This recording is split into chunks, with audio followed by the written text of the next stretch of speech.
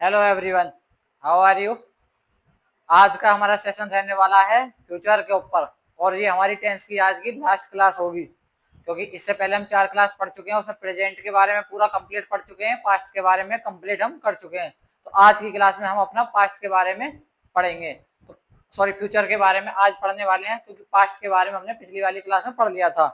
तो आइए आज की क्लास फिर हम स्टार्ट करते हैं फ्यूचर टेंस के बारे में। अच्छा, क्लास को स्टार्ट करने से पहले मैं आपको एक चीज रिकॉल करवा दूं। इनके क्या होता है कि फ्यूचर टेंस के 4 टाइप होते हैं: future indefinite, future continuous, future perfect tense, future perfect continuous tense. सबके अलग अलग होते हैं। तो आज हम लेकर आए हैं क्वेश्चंस, और जो अलग अलग एग्जाम्स में पूछे जाते हैं, तो वो किस तरीके से क्या वैरायटी होगी क्वेश्चंस की, वो लेकर आए हैं। तो आइए आज की क्लास का हम पहला क्वेश्चन सबसे पहले स्टार्ट करते हैं। देखिए, पहला क्वेश्चन दिया हुआ है जैसे कि ही विल हेल्प यू। अब इसमें पूछा है एरर में, एरर में क्वेश्चन पूछा है। वो होता क्या है एरर में जब क्वेश्चन पूछा जाता है, तो उससे स्टार्ट करने से पहले मैं थोड़ा सा आपको ब्रीफ कर दूं कि मैंने भी आपको बताया था कि फ्यूचर जो है हमारा, जो फ्यूचर टेंस है वो हमारा कितने पार्ट में डिवाइड है, 4 पार्ट में डिवाइड है। ठीक, तो जो पहला पार्ट है हमारा वो है हमारा फ्यूचर इंडेफिनिट। फ्यूचर इंडेफिनिट, ठीक है। अब ये जो हमारा दिया हुआ है, ये हमारा जो एरर दिया हुआ है, क्वेश्चन है हमारा, ये क्वेश्चन है, उसमें ये हमारा फ्यूचर का दिया हुआ है। अब होता क्या है, जब फ्यूचर इंडेफिनिट में हम दो हेल्पिंग वर्ब का यूज करते हैं। पहले तो होता है विल का यूज, और दूसरा यूज होता है सेल का। और इसके साथ हम विल और सेल का प्रयोग होगा, और इसके साथ हम वर्ब जो आती है वो V1 का प्रयोग करते हैं। वर्ब की फर्स्ट फॉर्म का प्रयोग करते हैं हम फ्यूचर इंडेफिनिट में। और होता क्या है कि आई और वी, आई अगर हमारा सब्जेक्ट आई है या वी है, इसके साथ जो हम यूज करेंगे वो हमारा सेल का यूज होता है। किसका? सेल का यूज होता है, ठीक है। अब यदि आई और वी से अलग जितने भी अदर सब्जेक्ट होंगे वो हमारे वो किस में आएंगे, सब उनके साथ हम विल का प्रयोग करेंगे। यानी आई और वी को छोड़ के, आई और वी को छोड़कर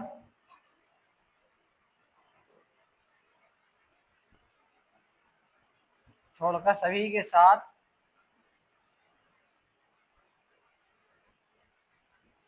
क्या लगाएंगे, हम विल का प्रयोग करेंगे। किसका? विल का प्रयोग करेंगे हम। किसको? आई और वी को छोड़कर जो हमारे सारे सब्जेक्ट होंगे उसके साथ हम किसका प्रयोग करेंगे? विल का प्रयोग करेंगे। अब मैंने आपको बता दिया फ्यूचर इंडेफिनिट में हेल्पिंग वर्ब विल और सेल आएगी। भाई विल और सेल का प्रयोग होगा, पहला पॉइंट। दूसरा पॉइंट ये है कि इसके साथ वर्ब की फर्स्ट फॉर्म का यूज होगा। और तीसरा ये है आई भी, और आई हो या वी हो, अगर ये हमारे दोनों सब्जेक्ट हैं तो सेल का प्रयोग करेंगे। और आई और वी है उससे अलग, आई और वी से अलग जो भी सब्जेक्ट होगा, चाहे ही हो, सी हो, दे, कुछ भी हो, लेकिन आई और वी नहीं होना चाहिए। उससे अलग हम सबके साथ किसका प्रयोग करेंगे? विल का प्रयोग करेंगे। अब हम अपना क्वेश्चन देखते हैं। जैसे दिया हुआ है he will help you, he will help you. मैंने आपको बताया, आप देखो ही के साथ विल आ रहा है, सही है, लेकिन यहाँ दिया हुआ है हेल्प। लेकिन आना क्या चाहिए था, जो कि हमारा गलत है। यहाँ क्या आना चाहिए था? विल, वर्ब की फर्स्ट फॉर्म आएगी तो यहाँ प्रयोग होना चाहिए था हेल्प। इसका हेल्प का प्रयोग होना चाहिए था। क्यों? क्योंकि विल और सेल के साथ कैसी फॉर्म आती है? वर्ब की फर्स्ट फॉर्म आती है। तो आपको ये चीज समझ में आ गई होगी। आइए अगला क्वेश्चन देखते हैं आज का। अब देखो, जैसे क्वेश्चन दिया हुआ है Manisha will we meet me tomorrow, no error. पहला क्वेश्चन फ्यूचर इंडेफिनिट का, और अब दूसरा क्वेश्चन जो है वो फ्यूचर कंटिन्यूअस का है। अब इसको समझाने से पहले एक चीज समझिए, होता क्या है फ्यूचर कंटिन्यूअस में।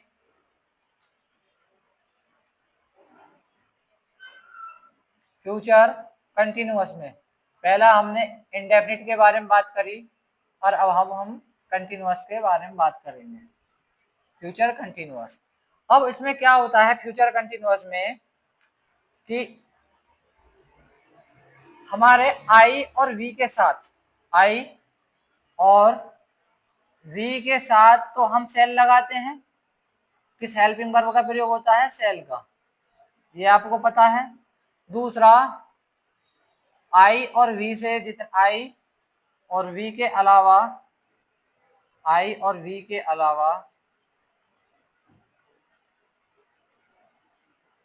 अलावा सभी के साथ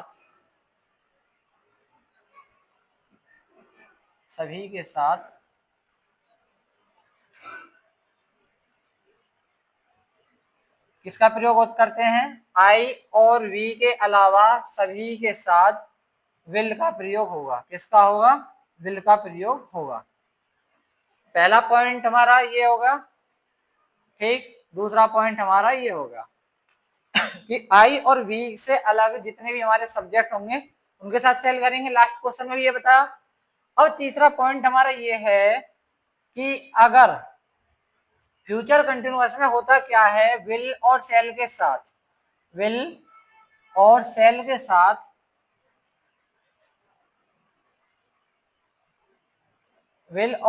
साथ हम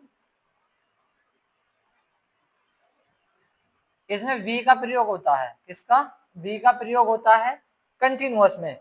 जब विल और सेल के साथ वी का प्रयोग होगा तो यहाँ आईएनजी लगेगा, V1 में आईएनजी लगेगा, V1 में आईएनजी। यानी सपोज करो ईट दिया हुआ है तो उसमें क्या लग जाएगा? आईएनजी लग जाएगा। अब ये चीज आपको समझ में आ गई। अब देखो क्वेश्चन में क्या पूछा था कि मनीषा विल बी। अब आपको पता है मनीषा के अकॉर्डिंग विल का प्रयोग सही हुआ है, विल बी मीट मी। अब मैंने अभी आपको बताया था विल बी सेल बी आ जाए तो उसके साथ किसका प्रयोग होगा? आईएनजी का प्रयोग होगा। तो यहाँ क्या हो जाएगा? मीटिंग हो जाएगा। क्या? मीटिंग। क्यों? क्योंकि विल बी और सेल बी के बाद वर्ब की फर्स्ट फॉर्म में आईएनजी का प्रयोग होता है। किसमें? फ्यूचर कंटिन्यूअस में। पहला होगा क्वेश्चन फ्यूचर इंडेफिनिट का, दूसरा होगा फ्यूचर कंटिन्यूअस का। अब आइए आगे देखते हैं। अब अगला क्वेश्चन दिया हुआ है कि Neeraj will be preparing for the examination next month. यानी जो नीरज है वो तैयारी करेगा कब से? अगले महीने से। For the examination. अब विल बी दिया हुआ है, उसके साथ आईएनजी लगा हुआ है, ठीक है। फॉर द किसके लिए? एग्जामिनेशन के लिए। कब से? अगले महीने से। तो सारा का सारा सेंटेंस में कहीं एरर है? तो इसमें कहीं एरर नहीं है, क्योंकि नीरज के अकॉर्डिंग विल बी का प्रयोग सही हुआ है, प्रिपेयरिंग आईएनजी लगा हुआ है, तो इसमें हो जाएगा हमारा क्या? नो एरर इसमें हो जाएगा। अब अगला क्वेश्चन देखते हैं। दिया हुआ है bye the time I reach the station the train will have left. एक कॉन्सेप्ट होता है बाय द टाइम का, ये हमारा पास्ट में भी आता है और ये फ्यूचर में भी आता है। अब होता क्या है इसको मैं आपको समझाता हूं। जैसे दिया हुआ है bye the time I reach, देखिए होता क्या है कि कॉन्सेप्ट हमारा ये है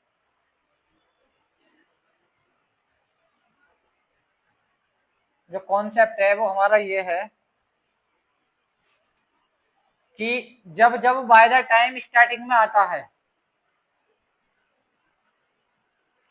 बाय द टाइम का प्रयोग अगर स्टार्टिंग में होता है तो इसके बाद जो टेंस होगा वो हमारा सिंपल प्रेजेंट होगा।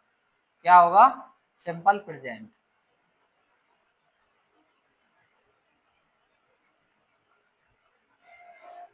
ठीक। अब इसके बाद जो होगा, सिंपल प्रेजेंट के बाद जो अगला सेंटेंस बनेगा वो हमारा फ्यूचर परफेक्ट में बनेगा।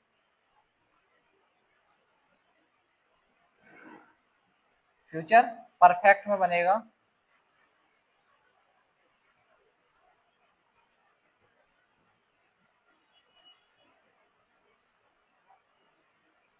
फ्यूचर परफेक्ट में बनेगा अगर बाय द टाइम स्टार्टिंग में दिया हुआ है। पहला पॉइंट तो ये होगा हमारा। दूसरा पॉइंट हमारा ये होगा कि यदि बाय द टाइम स्टार्टिंग में नहीं है, अगर बीच में दिया हुआ है, अगर बाय द टाइम स्टार्टिंग में नहीं है, बीच में दिया हुआ है तो क्या होगा उसको देखिए। देखो जैसे दिया हुआ है, अगर बाय द टाइम स्टार्टिंग में नहीं बीच में दिया हुआ है तो सबसे पहले फ्यूचर परफेक्ट आएगा। क्या आएगा सबसे पहले? Future perfect. अगर बाय द टाइम स्टार्टिंग में नहीं है तब। उसके बाद फ्यूचर परफेक्ट के बाद हमारा बाय द टाइम आएगा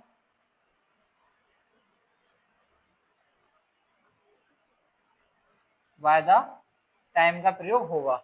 इसके बाद फ्यूचर परफेक्ट के बाद बाय द टाइम, और उसके बाद जो आएगा हमारा वो आएगा सिंपल प्रेजेंट, सिंपल प्रेजेंट।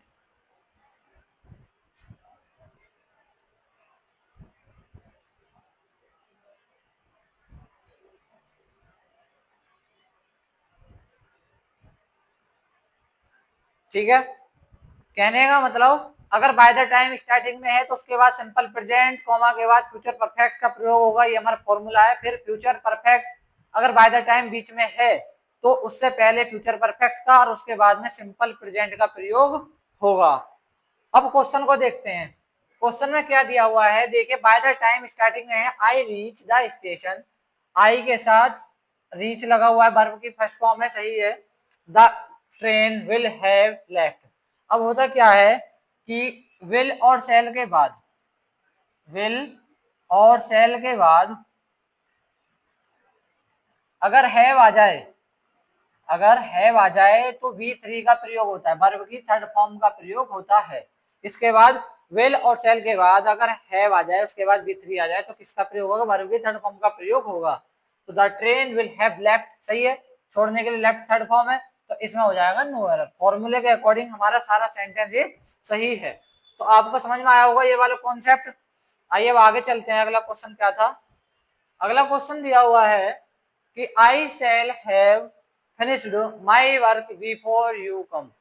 अब देखो बिफोर का कॉन्सेप्ट है, फ्यूचर में पहले बाय द टाइम का, फिर दूसरा बिफोर का कॉन्सेप्ट है। इसमें बिफोर में क्या होता है कि जब बिफोर अगर फ्यूचर में दिया हो तो बिफोर से पहले जो आता है, बिफोर से दो सेंटेंस, दो टेंस जुड़े होते हैं। पहला तो जुड़ा होता है फ्यूचर में फ्यूचर परफेक्ट, और दूसरा जुड़ा होता है फ्यूचर में फ्यूचर प्रेजेंट इंडेफिनिट।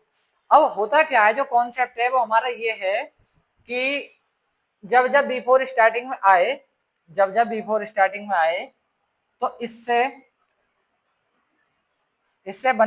पहले जो क्लोज होगी, अरे इससे पहले जो क्लोज होगी, स्टार्टिंग में इससे पहले जो क्लोज होगी वो हमारा फ्यूचर परफेक्ट में होगी और लास्ट में सिंपल प्रेजेंट में होगी। ये हमारा फॉर्मूला है, ध्यान रखना। हाँ, अगर बिफोर पहले आ जाए, बिफोर पहले आ जाए तो क्या होगा, अगर बिफोर पहले आता है, बिफोर अगर पहले आता है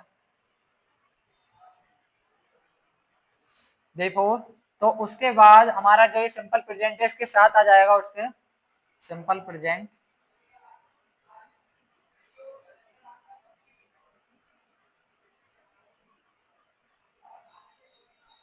ठीक है। उस सिंपल प्रेजेंट के बाद कॉमा लगाकर बाकी हमारा फ्यूचर में चला जाएगा, परफेक्ट में, फ्यूचर परफेक्ट में, ठीक है। अगर बिफोर पहले आ जाए, बीच में आता है तो उससे पहले फ्यूचर परफेक्ट, उसके बाद सिंपल प्रेजेंट। अब देखिए क्वेश्चन में क्या दिया हुआ था कि I shall have finished my work before you came. Before दिया हुआ है, क्या दिया हुआ है, बिफोर दिया हुआ है, ये रहा यहाँ बिफोर दिया हुआ है। तो बिफोर से जो पहले क्लोज होगी वो हमारी फ्यूचर परफेक्ट में जाएगी, आई शैल हैव फिनिश्ड, जो कि दी हुई है, सही है। आगे दिया हुआ यू कम, ये प्रेजेंट इंडेफिनिट में सिंपल प्रेजेंट में है, ये भी ठीक है, तो इसमें हो जाएगा हमारा नो एरर। क्या हो जाएगा, इसमें नो एरर हो जाएगा। ये हमारा कॉन्सेप्ट है, आपको ये समझ में आया होगा कॉन्सेप्ट। अब आइए आगे देखते हैं। जैसे अगला दिया हुआ है the train will not have stop before the match begins. SSC steno 2024 में क्वेश्चन पूछा था। देखिए इसमें क्या एरर हो सकता है, दिया हुआ है the rain will not have stop before the match begins. अब होता क्या है, मैंने भी आपको बताया था कि बिल हो या सेल, बिल सेल के साथ जब जब हैव लग जाएगा, जब जब हैव लग जाएगा तो वर्ब की कैसी फॉर्म आएगी, थर्ड फॉर्म आएगी। विल हैव के साथ जब जो लग जाएगा वर्ब की थर्ड फॉर्म का प्रयोग होगा। अब विल के साथ नॉट आ रहा है, हैव आ रहा है, नेगेटिव है, तो स्टॉप दिया हुआ है, क्या दिया हुआ है, स्टॉप, जो कि यहाँ गलत हो जाएगा। तो किसका प्रयोग होगा, यहाँ स्टॉप्ड का प्रयोग होगा, किसका, स्टॉप्ड का।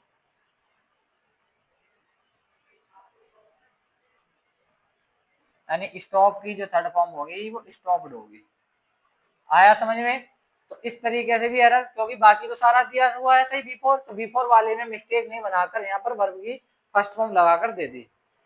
अब देखो अगला क्वेश्चन, अब दिया हुआ है आगे, Radha will have learn to cooking by the time she gets married. By the time का कॉन्सेप्ट पूछा है एम केस में, जो मैंने अभी आपको पहले पढ़ाया था। तो उसमें दिया हुआ क्या है, बाय द टाइम से पहले क्या आता है, future perfect. Bye the time से पहले क्या, फ्यूचर परफेक्ट, उसके बाद प्रेजेंट इंडेफिनिट। तो उसके बाद जब प्रेजेंट इंडेफिनिट आता है उसमें वर्ब की third form she gets married, उसने शादी करी, ठीक, और उसमें बताना फिर नो एरर है या नहीं। अब देखो वर्ब है गेट, गेट में सब्जेक्ट हमारा सिंगुलर है तो इससे लग जाएगा, तो इसमें अभी हो जाएगा क्या, नो एरर, क्योंकि उससे पहले बाय द टाइम से पहले विल हैव के साथ थर्ड फॉर्म लगाई हुई है, तो ये भी हमारा सही हो जाएगा। अब अगला क्वेश्चन देखते हैं, he will have been playing from 2 o'clock, समय का प्रयोग होगा। अब देखो होता क्या है, पॉइंट ऑफ टाइम के लिए फ्यूचर में फ्रॉम का भी प्रयोग होता है और सिंस का भी प्रयोग होता है। तो फ्रॉम 2 o'clock हमारा पॉइंट ऑफ टाइम है। अब ये हमारा जो सेंटेंस है ये है हमारा फ्यूचर परफेक्ट कंटिन्यूअस का, फ्यूचर परफेक्ट कंटिन्यूअस का।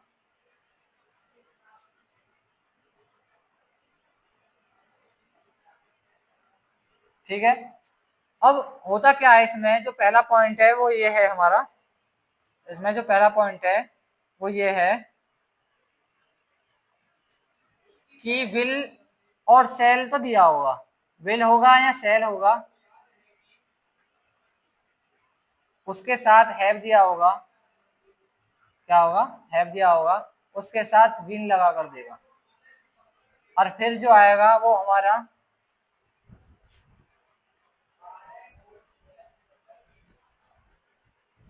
फिर जो आएगा हमारा वो बीन आएगा, ठीक, हैव बीन, शैल बीन, या तो विल हैव बीन या शैल हैव बीन। तो उसके बाद वर्ब में यानी वर्ब में आईएनजी लगेगी, वर्ब में आईएनजी।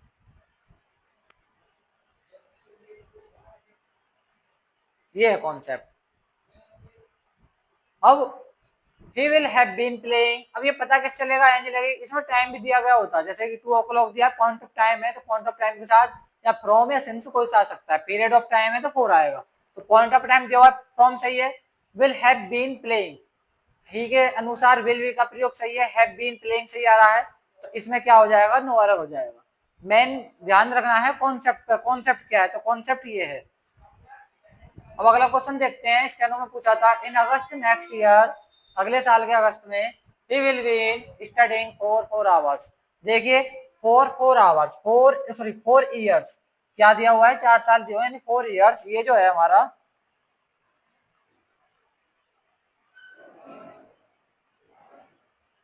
ये जो है हमारा, ये हमारा पीरियड ऑफ टाइम है, और पीरियड ऑफ टाइम के साथ हम फॉर का प्रयोग करते हैं, ये तो आ रहा है, इसका प्रयोग इसके अकॉर्डिंग हो रहा है, सही है। अभी मैंने आपको बताया था विल और सेल के साथ, विल और सेल के साथ किसका प्रयोग होता है, हैव, किसका, हैव, अगर कंटिन्यूअस में है तब, किसमें, परफेक्ट कंटिन्यूअस में, will have been, shall have been आएगा। अब यहाँ विल के साथ बीन तो दे दिया, हैव गायब कर दिया, तो एरर हो जाएगा इस पार्ट में। यहाँ क्या आना था, यहाँ होना था विल हैव बीन, क्या आना था यहाँ, will have been.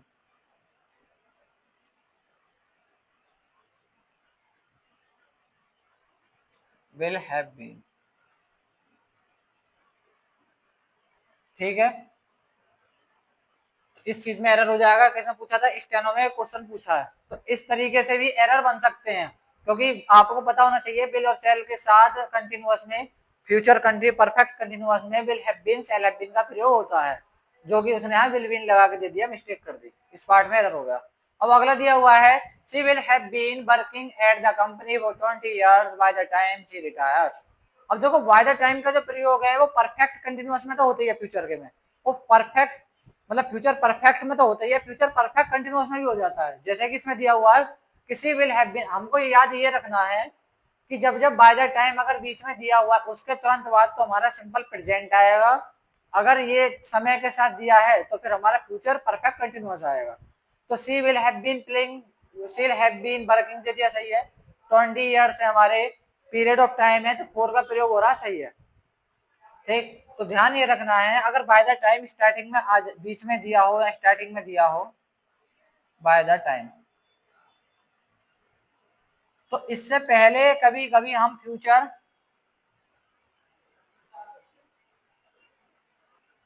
Future perfect continuous का भी प्रयोग कर लेते हैं, जैसे इसमें हुआ है, ये सही है।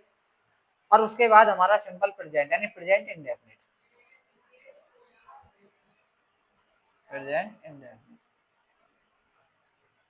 ठीक है। तो इस पार्ट में ये क्या हो जाएगा, अगर बाय द टाइम दिया हुआ है उसके साथ ये पूरा हमारा सेंटेंस सही हो जाएगा। तो ये आपको इस क्वेश्चन का देने का मतलब ये था कि जिससे आप समझ सको कि इस तरीके का भी क्वेश्चन आ सकता है। अब अगला क्वेश्चन देखते हैं, दिया हुआ है he will has been helping me with tending to my plants, steno में पूछा गया था ये। अब देखिए मैंने अभी आपको बताया था will और shall के साथ have का प्रयोग होता है, जो कि यहाँ क्या दिया हुआ है, has दिया हुआ है। क्या दिया हुआ है, यहाँ हैज दिया हुआ है, तो एरर हो जाएगा इसमें। तो क्या आना चाहिए था, ही के अनुसार विल का प्रयोग सही है, तो होता है ये विल हैव। क्या होता है, ये विल हैव।